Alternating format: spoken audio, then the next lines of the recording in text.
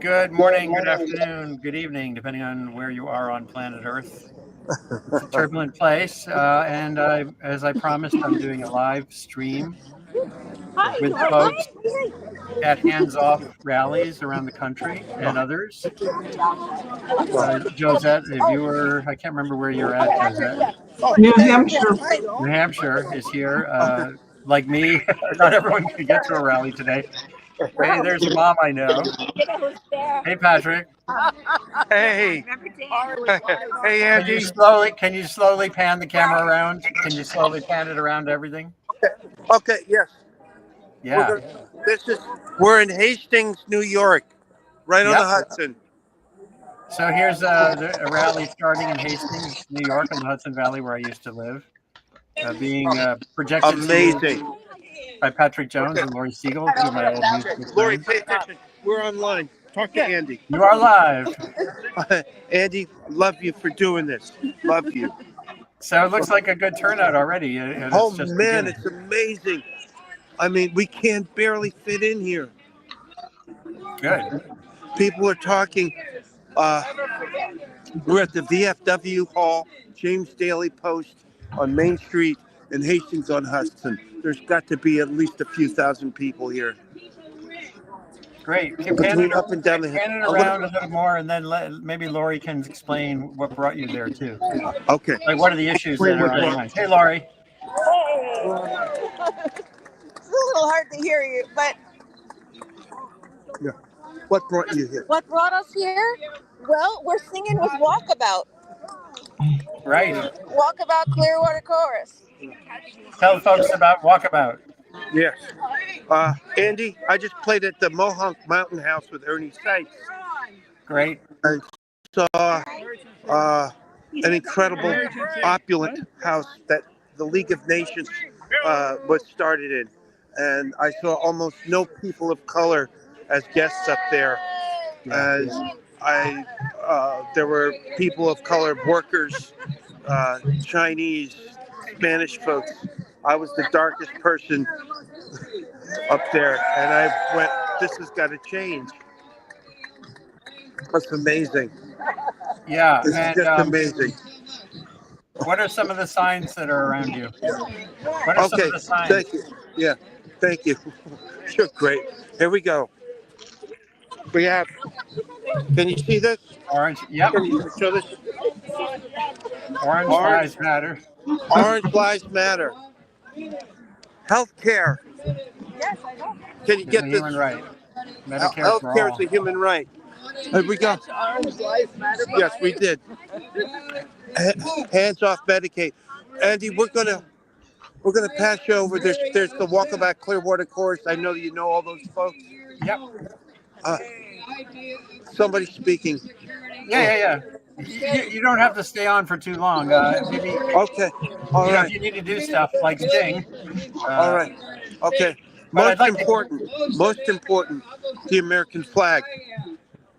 Right. Oh, that's a great image right there with the. Yeah. We love this country. We love America. And that's why you're there. Can you pan the camera in that direction again? Beg your pardon? Can you pan the camera in that direction again? Sure, absolutely. Here you go. I'm going to take it from Main Street on up.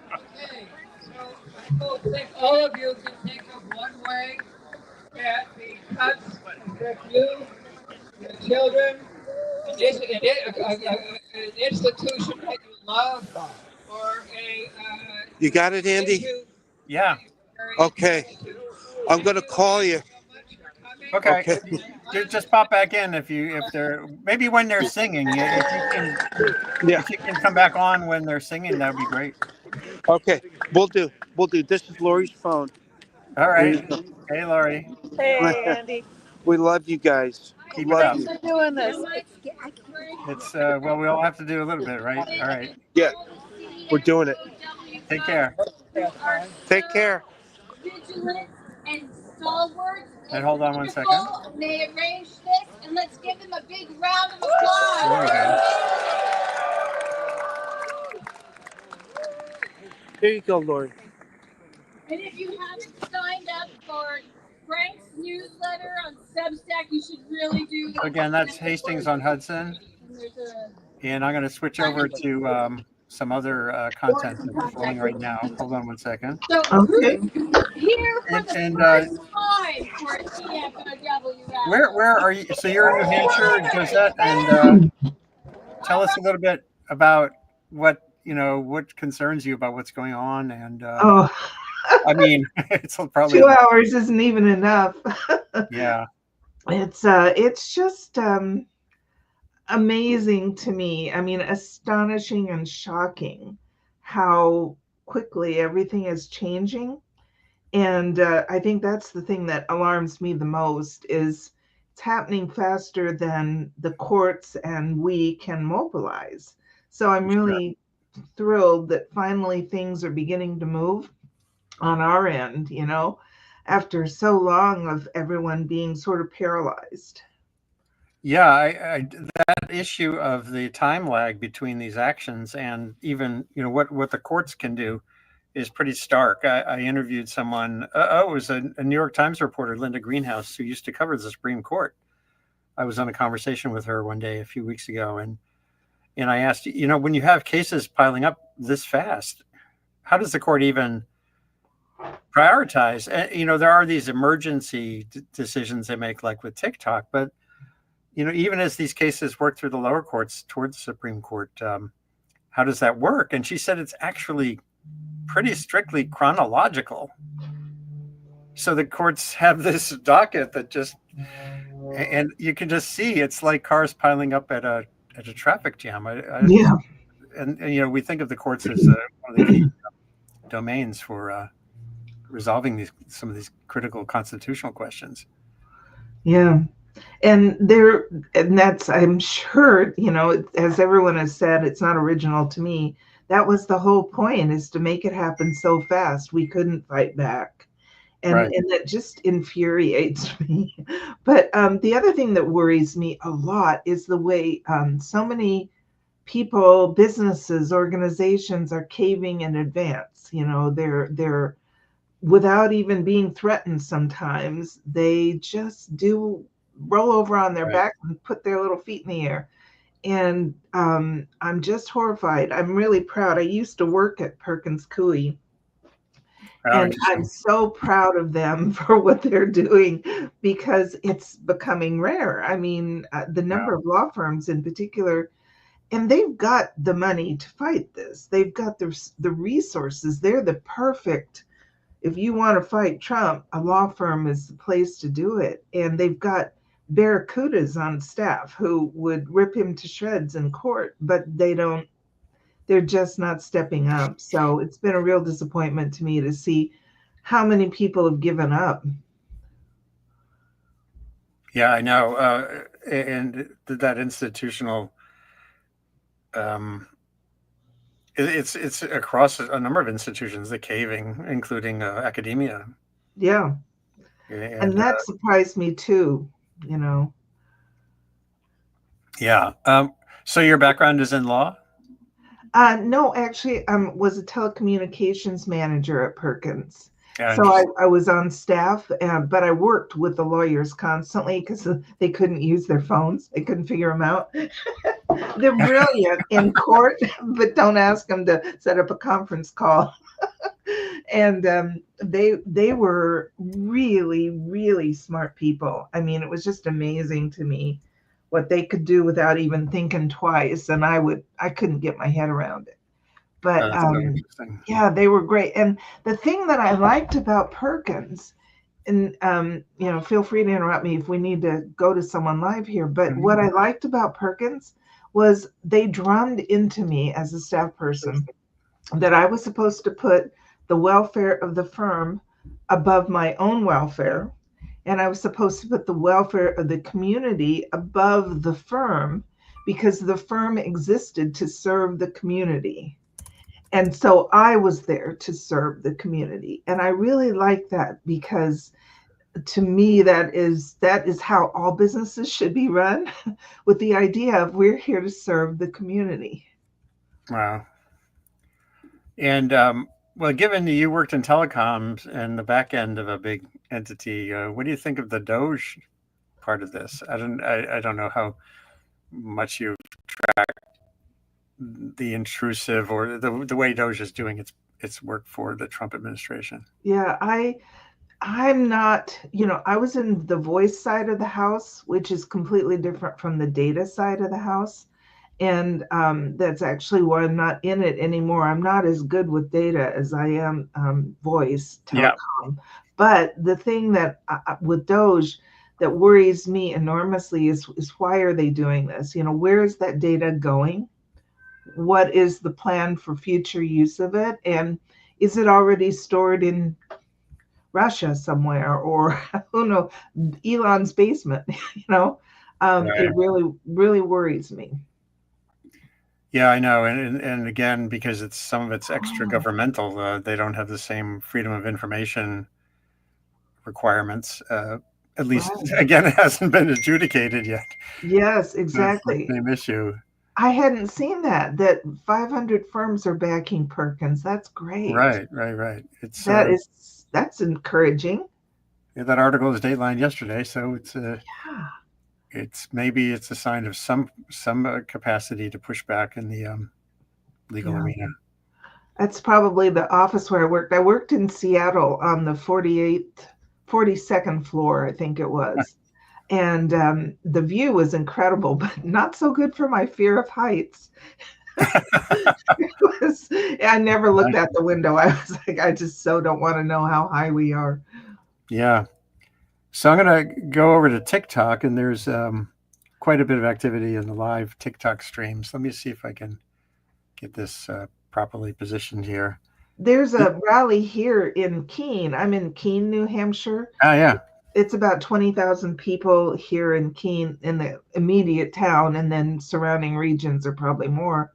And last time we had a rally, it drew like 400 or 500 people. Hands off! Hands off! That's great. Hands off! Hands off!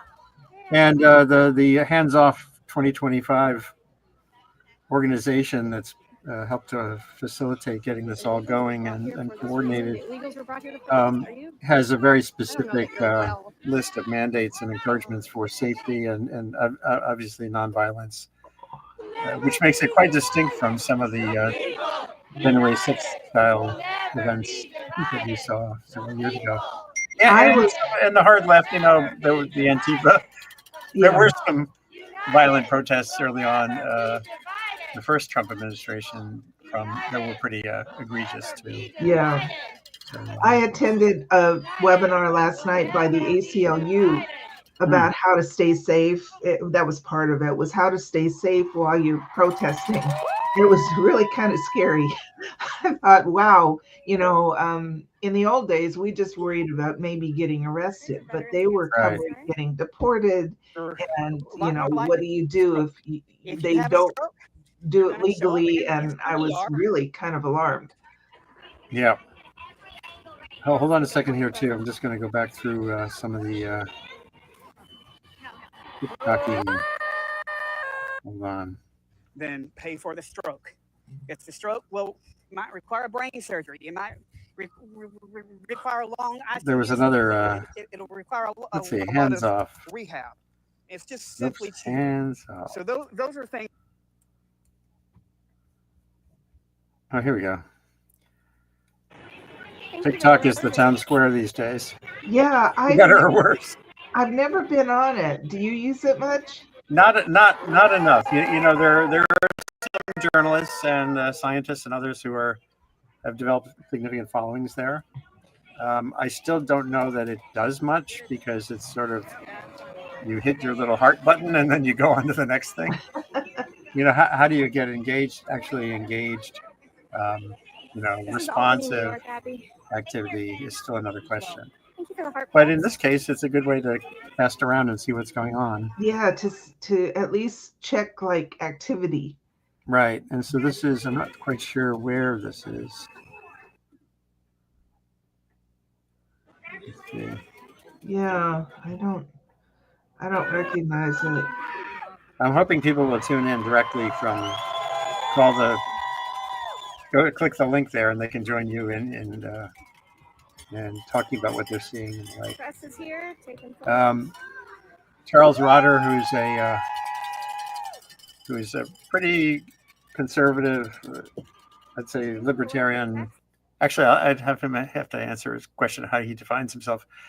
He's critical on climate change and other things, but he says, "Look, we had an election. Seems insurrectionary, but it's not an insurrection." No. Have these people never heard of a protest? No, I know. And there was a response. Charles Rotter, we elected one man to run one of three co-equal branches of government. Trump is a traitor to his country. Wake up before January 6th, take 2, 68. Thank you for your He's heart. totally right. Andrea Gaines says, well, Andrea, if you type Great the link job, out Ruth. Be careful. that I'm going to put on the screen, you could actually come into the chat yourself if you would like. For Andrea Gaines or anyone else, Make here's sure that the we're link. being polite to each other. There's no reason. bit.ly/handsoff25 live. Anyway. Put that in your browser. Just be careful, Ruth. You know, and you can never come in here and join the especially if discussion. you're going to do it alone. I wonder if a lot of people are watching on YouTube and don't realize how to join. It's possible, yeah, but they should be able to see the message that I have on the screen, and then they can switch There's over. more of us than them. In fact, speaking of YouTube, let's see if I'm going to have a look to see if I can, if there's some live streaming there also from the events. This is the website of the organization, the coalition that is helping to facilitate all of this. You know, not my main concern. I have so many. I can't say one is bigger than the other. Yeah. But I tried to get involved here locally, and I was really disappointed because the people that were kind of coordinating the local rallies really didn't have project management skills. They didn't sort of grasp the big picture. They didn't have a plan for how are we going to grow the momentum of this into something that makes change. Right. And so when I tried to sort of bring that up, they told me I wasn't being fun and joyful. I said, that's okay, pretty interesting. I'm in the wrong place. I'll go where I can be kind of moving toward progress rather than fun and joyful. Because right now I'm not feeling fun and joyful. Is this Andrea? Not yet. No. Hopefully, this is back on TikTok. Hold on, I just got a text here. Oh, it's my wife. She's in Maine, right? Protesting? She is. She's at the protest in Bangor. Oh, Bangor. I lived there for a while. Yeah. Let me see if she can come on and show me around. Oh, hold on. Let's see if I can download the clip. She sent a little video clip. Oh, good. Or here's a picture at least. Think while it is still legal. Oh, this is good. Hold on. Present. Stop screen. This will be a funky kind of a webcast. A friend of mine is coming on as well now. Oh, good. So here, this is from Bangor. Think while it is still legal. I like that. But as you say, we have to act as well. Yeah. So the thinking to action part is really critical. What I like about today and what I was trying to get them to do here locally and they didn't want to is the coordination of many, many people. Right. Hold on. So here's Donna Nestler in the Hudson River Valley somewhere, I believe. Donna, can you hear me? I can hear you. I'm actually in the Delaware Valley. Okay. Can you sort of show us around? Sure. There we go. Another rainy rally in the Delaware Valley. It's rainy here too. It's in Maine. It's nice today. So Donna, what's brought you out today? Solidarity with people who care about our rights, who care about our democracy.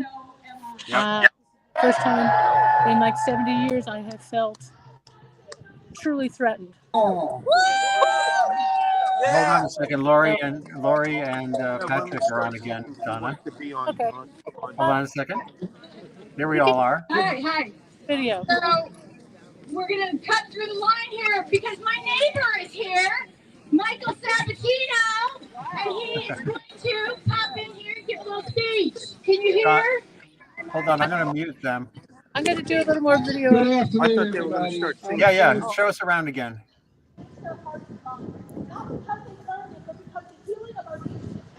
Bonnie.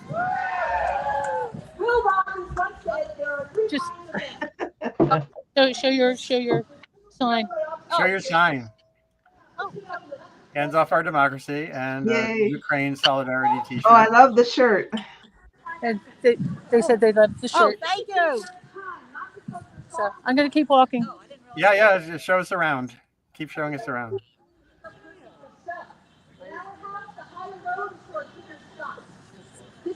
I'm going to bring you over to Rick.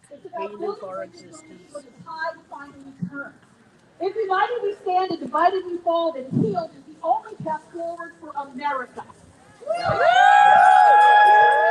So where do I put my faith these days? Look to your right, look in front of you, and look behind you. That's where. I put my faith in you. I can sneak you. You could step forward a little Some of that work makes the headlines. Rick. But much of it, Hey. behind the scenes, without fanfare. Hello. Purpose and love of neighbor. Freedom Riders. What the power is. That's what and that's where the That's good. Hold on a second. Keep showing up. Keep speaking out. That's pretty fancy, Rick. Let's all make some good trouble.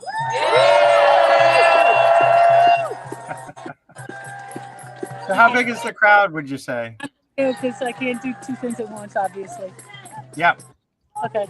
Thank you for doing this, Andy. Sure. Thanks for popping in. Bye, guys. Bye. So that's in the Delaware River Valley over western New York State. This is so amazing. You know, I barely remember, but I kind of remember the 60s protests, the Vietnam protests, and to be able to do this during a protest is just mind-blowing. Yeah, to sort of give it some, to me, you know, being on the ground is valuable, but then spreading the discussion, especially for the people who literally just can't get out to protest because they're unwell. And that's again where I'm so glad you're doing this, and I think we need more of this because there are a lot of people who, for various reasons, they have kids and they can't leave them, or whatever it might be. They want to be involved, but they don't have a way, and going to a protest doesn't work. So there needs to be a way to tap all these people that have all this potential, but can't get out or be there for some reason. Yep. So this is Boston, again, via TikTok. Let me see if there's any. Boston ought to have a good-sized rally. I think it's pretty big. Yeah, I haven't seen DC yet, but I'm sure there's. I know. Boston. I have We'll two just listen for a sweatshirts minute. on. Whoops. Just pause. There was a guy webcasting earlier from Alabama. It was really quite interesting. There were passersby with some critical questions that he was answering directly. Oh, here we go again. And I thought that was impressive. I'm going to try. I don't know if those get archived once you're done. Hey, I'm back. Got to dry my phone on. But I'll try to find that guy again. He was really interesting in Alabama. There's a ton of people. Here's Boston again. We'll just watch for a little bit. Like, it's getting to the point where I'm going to be overstimulated very soon, and I don't do well with crowds, but I'm sticking through it. Oh, Andrea Gaines Because is going to try to come on. They're still coming down the street. Good. Yay, Boston. Yeah, you're Boston. No, I won't take a pill. Thank you.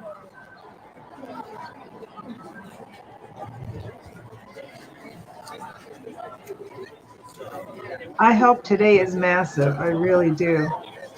Don't worry, guys. I know Yeah, it's a little lagging right theoretically, now, but there there are will be protests speeches underway in soon, all and 50 I am states. going to have those. And there were some ancillary ones in Europe this morning.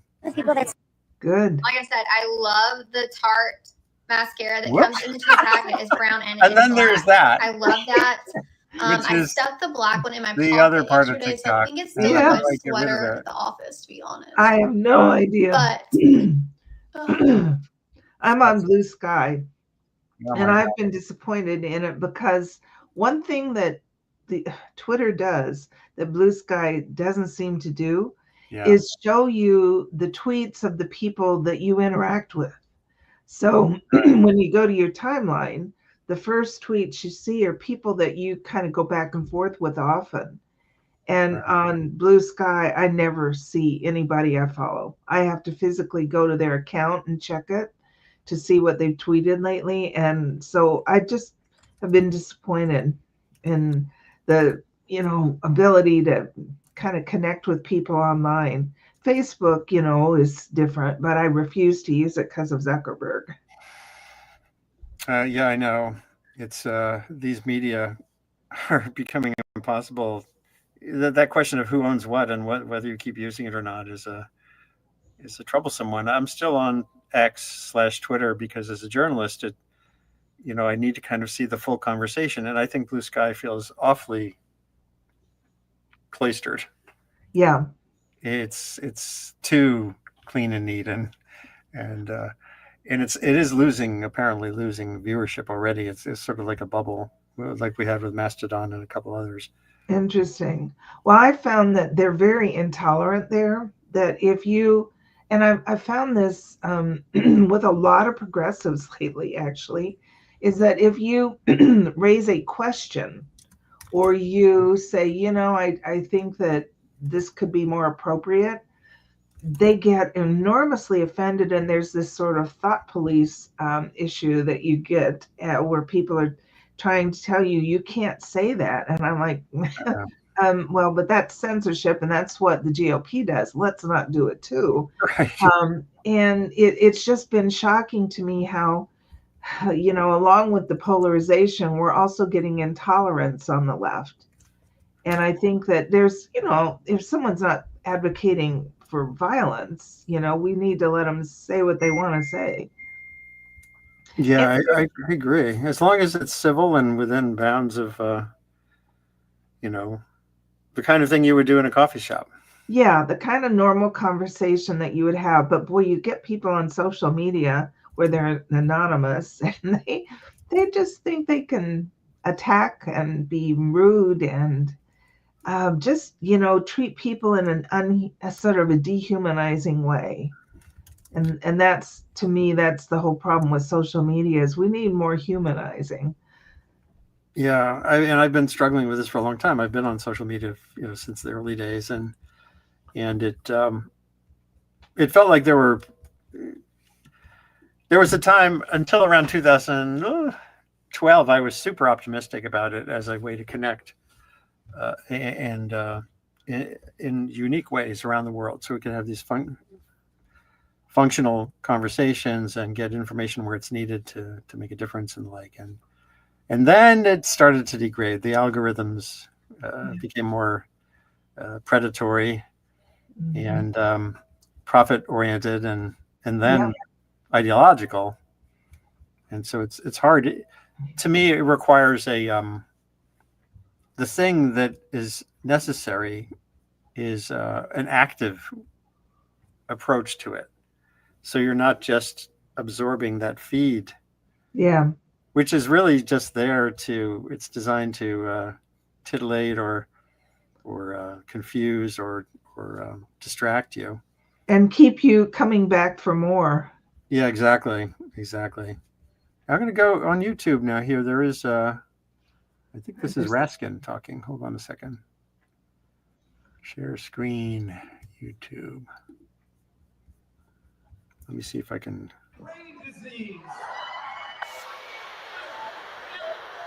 Washington. Science is true, whether or not the Secretary of Health and Human Services believes in it.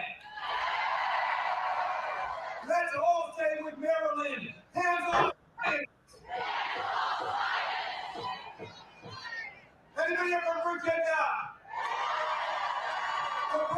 words of James Madison, who wrote us the First Amendment. It separated church and state for the first time in human history. It gave us the right to speak freely, to publish freely, to worship freely, to assemble freely, and to petition. I see we're back to Just like a tasting. tree Oh, music. standing on the water, we shall not be moved. We shall not be moved. Supporting student protest, we shall not be moved. Just like a tree standing on the water, we shall not be moved. Singing out for immigrants, We shall not be moved.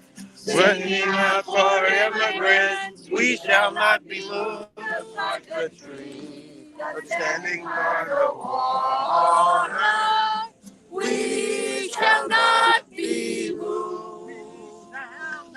We shall not be moved. We shall not be moved. Just like a tree that's standing on the water, we shall not be moved. fighting for our children. We shall not be moved. We're Fighting for our children, and we shall not be moved. Just like a tree that's standing by the water, we shall not be moved. some Spanish. No, no, no, no se moverán. No, no, no, no es moverán. Junto a mí. Oh, no nos moverán. One more time. Dios no nos moverán. No, no, no, no nos moverán. No nos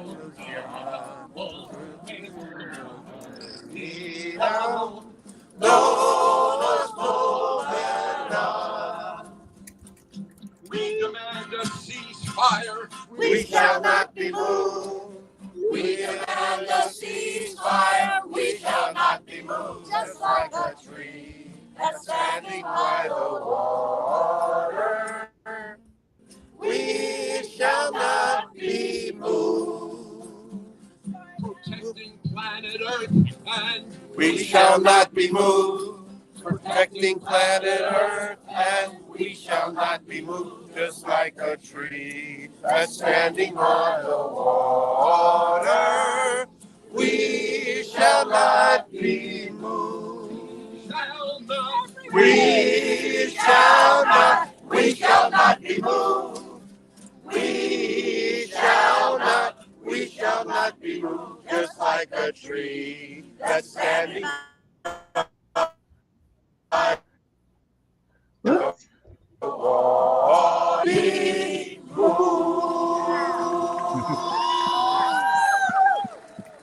Lori, can you Bravo. It's looking right? Yeah, looks good. Okay. That was great.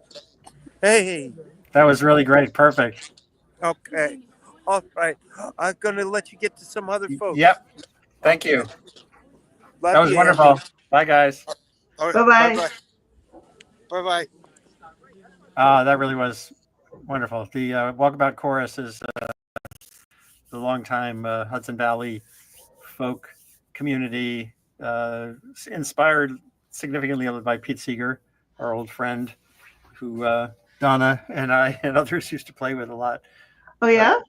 Yeah, when I lived in that area, and Pete was just a great inspiration for all of us. Hello down there in where, Donna, where are you where specifically are you? Oh, you're muted. Hold on. I don't know if you muted you. I think you have to unmute your phone. I Yeah, can't. I thought I had. Okay, this is. Hi there, my name is Sandra Cuellar and I'm thrilled to announce that we have just completed our hands-off rally in the Southern Catskills of New York, where the legendary 1969 concert Woodstock happened. That's the county that housed our wonderful, wonderful event here in the county seat. We're a rural county in the Southern Catskill Mountains, and we had about 300 to 400 people here today in the rain. That's great, and it looks, it's very inspiring. On pumpkin sales with Pete. Oh yeah.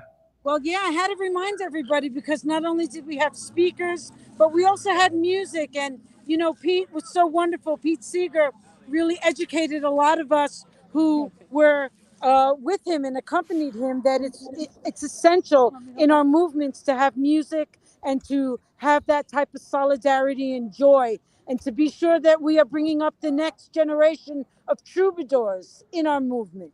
Yep. Absolutely, and there are new ones emerging. Jesse Wells, I find to be incredibly inspiring. Who's not he's taking on targets like United Healthcare and the administration and others in a way that Pete would have loved.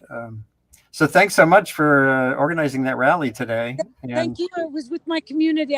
Nothing happens alone here. We are a rural community, and we are incredibly dependent on the public good, and we are going to do everything to interrupt Donald Trump and Elon Musk in deleting and defunding the public good. Thank you. Yeah, one more second if you can. Josette, who is here from New Hampshire, she's been talking a lot about this morning or today about how do we make sure we move from assembly and protest to action pathways. So, what are next steps? Obviously, calling you legislators. What other things are you encouraging people to do?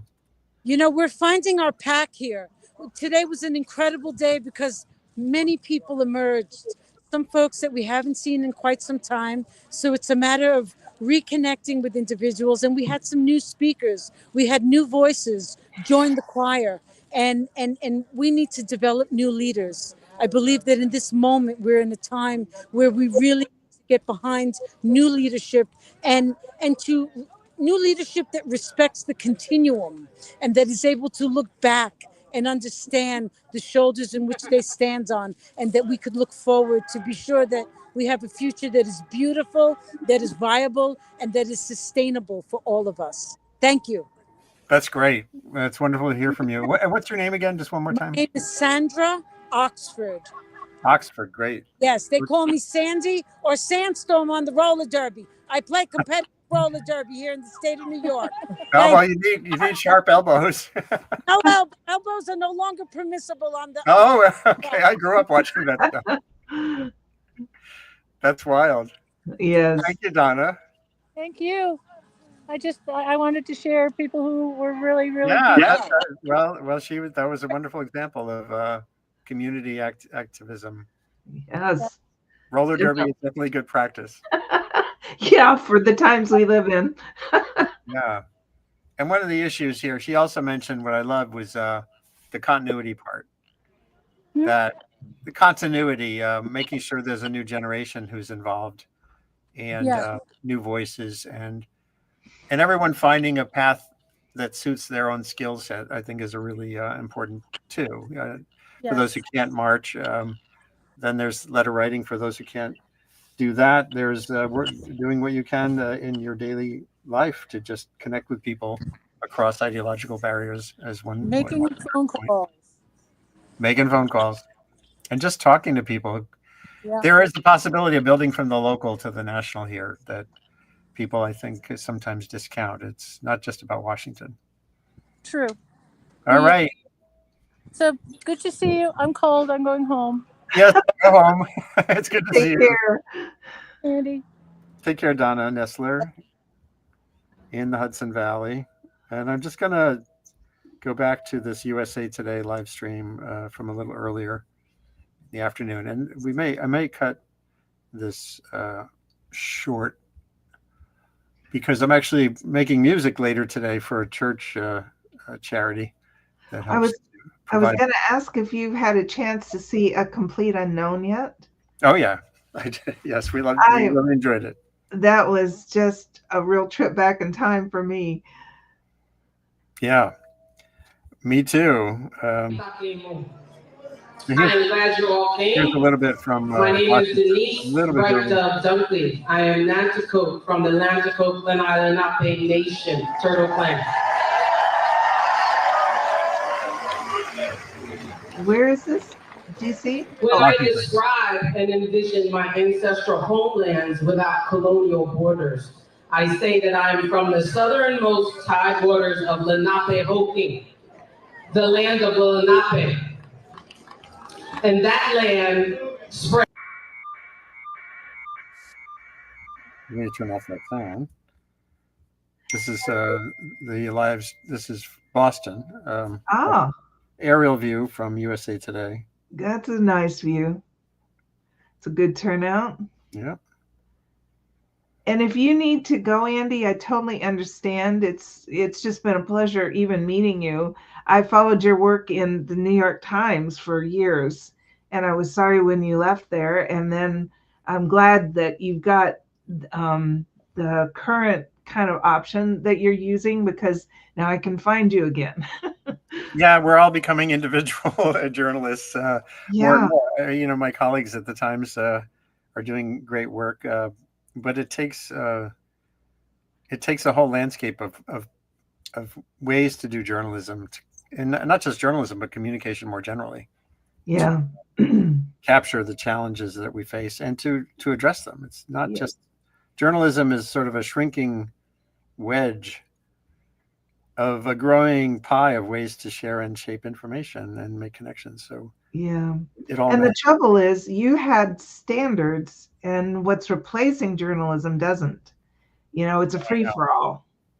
And that to me is very worrisome, because journalists have training, they have ethics that they are, they learn in class and they're supposed to follow. They have, verification processes, and all of that is just kind of vanishing. Yes, I know. And I just was at a meeting, Bioneers Conference in California, where I was on a panel with Renee Hobbs, who's a professor of propaganda literacy at University of Rhode Island. And we were discussing the reality that an increasing amount of the work has to be done by the audience, that we have to develop our own capacity to even understand our own reflexes. When you're thinking about sharing something or pushing that button, stopping and saying, do I know this is true? Yes, it captured my attention because it feeds my predispositions, or because it challenges them. Mm-hmm. But is it true? How can I tell it's valid and real? And that is, unfortunately, information used to be something we just could actively and passively sort of absorb. Walter Cronkite saying that's the way it is, and now it's it's up to us increasingly to understand the way it is. And that's new. And not only that, the people who are pushing propaganda are familiar with brain research. Mm-hmm. And one of the things that I've read several studies on is how the brain uses the shortcut of familiarity to decide whether or not something is true. So if it has heard that same thing over and over and over, the brain goes, oh, that's probably true. And then over time, the brain goes, oh, that is true, because I've heard it 100 times from all these different sources. And it can still be a lie. But the brain, simply through taking this little hardwired shortcut to processing, says, oh, that's true. And that's how the big lie got sold. It was repetition. You just repeat it often enough, and people, the brain will kick in and do the propaganda work for the person who's promoting the lie. Right, I know. Boy. So I'm just showing here briefly, this is Northampton, Massachusetts, via Charles Mann, an old friend of mine, the journalist, writer. Similar scene. So we're seeing it, towns small and large. And, I'm sorry, it's raining today. I think they would have had a better turnout even, but this is still very good. Yep, it is. It is. And the numbers will be tallied later. And hopefully, to me, the conversations are going to be part of it. I was impressed with the TikToker earlier in Alabama who was broadcasting from the one of the demonstrations there, and he was having active conversations with people walking by, many of whom were not there for the event. They were there and going, "What is this?" And is this the right thing to do? And he was having good conversation with them. So that's encouraging too.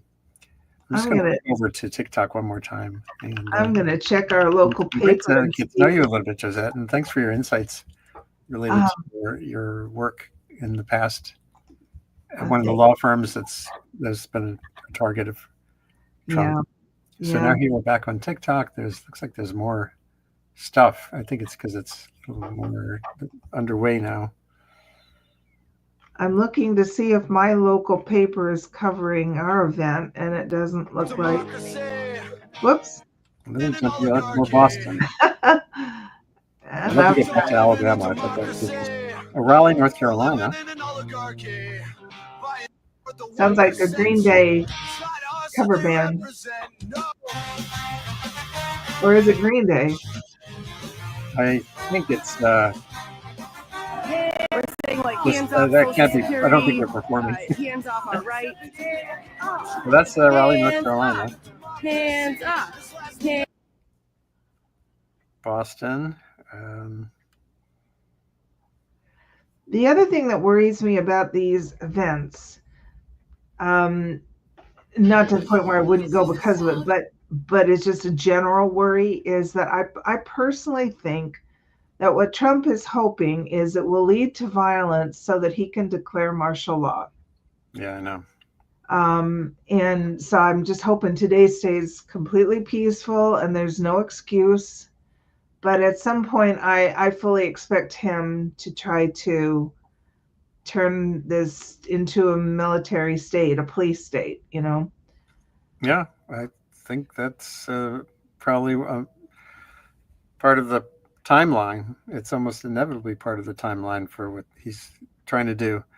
I had a conversation on my Sustain What webcast a few weeks ago with some European researchers who study democracy and autocracy, and they describe this point.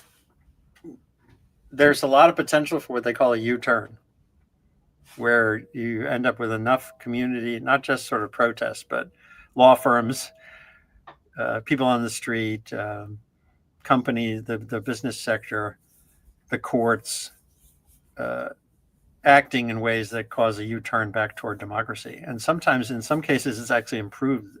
It results in a more perfect union, better democracy. But there are cases like Hungary where, if those in power stay in power long enough, it becomes cemented, and it's almost impossible to do the U-turn. So this, if what we're seeing from the law firms to the streets is the beginning of a sustained and civil resistance, then I think that can bode well for us to turn the tide backward. And of course, there's the midterm elections, and which will be a strong signal to Republicans who've been meekly hiding and not willing to confront some of the atrocious actions to really rise up. So we'll see. And that was on your Sustain What podcast? Yeah, I just here, I'll show you, or anyone who's watching. I'll go back. I'll go here. Yes, in the post that I just did about today's event. Okay. It's revkin.substack.com. I went back to the one here. Let me see if you can hear what... Because I think I remember seeing that and saying to myself, I want to go back and listen to that. In many instances, it's all archived. So let me know if you can hear this. But this is one of these scholars from what's called the VDEM Institute, Stefan Lindberg. He said something really important here. What's been very important in many instances of U-turns, but also in instances of democratization earlier, is popular mobilization. A lot of people out in the streets, a lot of people in the U.S. context, call your congressman, right, or congresswoman. Use the power of mobilization in your interest for your rights and democratic rights and protecting them. Good. Yeah, so it has to be sustained mobilization and widespread, not just in the streets, in all walks of life, where people just aren't willing to kowtow to the truly undemocratic aspects of what's unfolding. And they just did this report that just came out on autocracies around the world. It's kind of like a vital signs checkup they do every year on democracy and autocracy. And the patterns are discouraging overall. So here you can see in 2004, the number of countries moving toward democracy were 26, and there were 19 countries. In 2024, it's only 19 countries moving to democracy. Number of countries moving toward autocracy in 2004 was 12, and in 2024 is 45. Oh, dear. This is around the world. Freedom of expression deteriorating.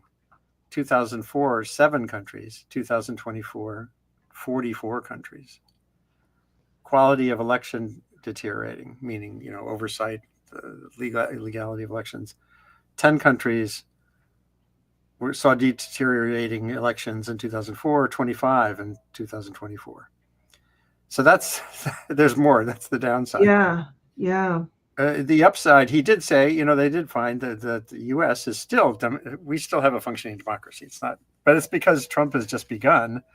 Yeah. He's only had 100 days or so. And not even the Democracy Report title this year. This just came out a couple of weeks ago. Was Democracy Trump ?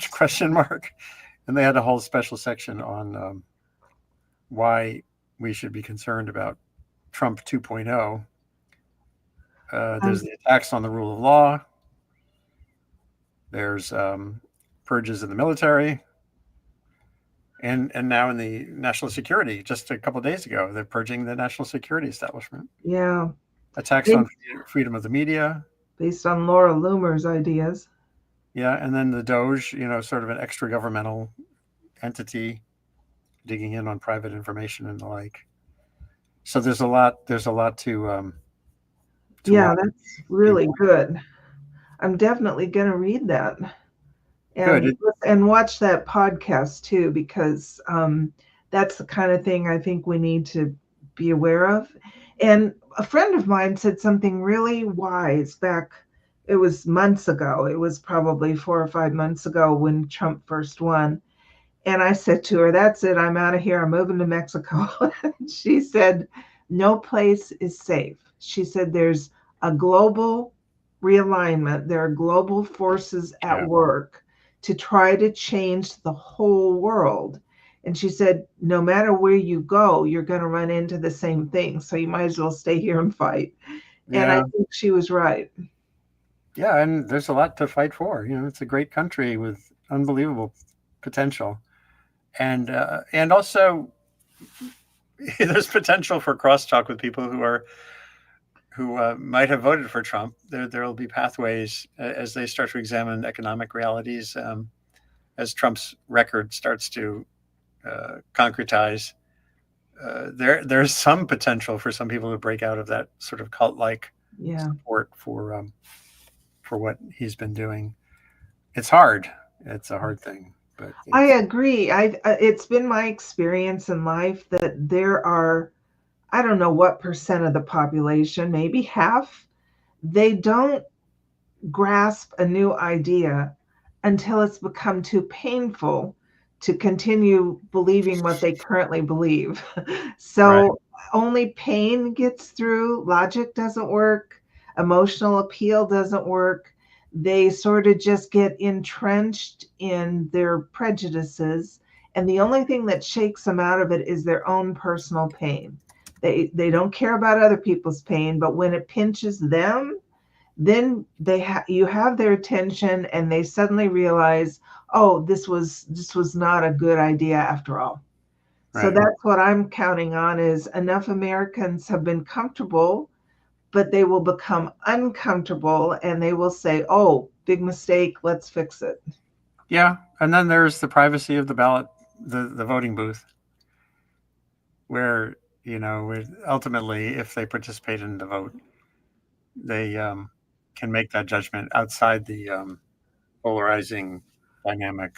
Yeah, without their friends and family knowing. Right.